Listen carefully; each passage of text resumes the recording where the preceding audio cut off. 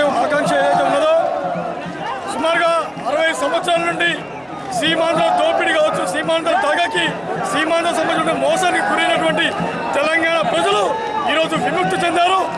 ఎన్ని కుట్రలు జరిగినా సీమాంధ్ర సంబంధించిన ఎంత లాబింగ్ చేశాయి ఈ తెలంగాణ ప్రజల ఉద్యమాల ముందు ఏమీ ఆగలేకపోయాయి. ఇవన్నీ పటాపంచలైపోయాయి.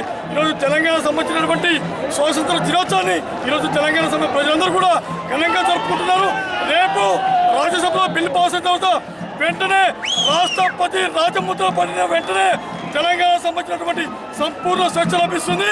అదేవిధంగా తెలంగాణ సంబంధించినటువంటి అనేక సంబంధించినటువంటి ఉత్పత్తులు ఏవైతే ఉన్నాయో, నీళ్లు కావచ్చు, నిధులు కావచ్చు, ఉద్యోగాలు కావచ్చు, ఇవన్నీ తెలంగాణ స్వయం పాలన కావచ్చు, సహకారం కావచ్చు, వీటన్నిటికీ ప్రతి ఒక్కరు కృషి చేసి శాంతియుత సౌభాగ్యంతో ఉన్న తెలంగాణ మనము ఏడుకోవాలని చెప్పేసి తెలియజేస్తున్నాం.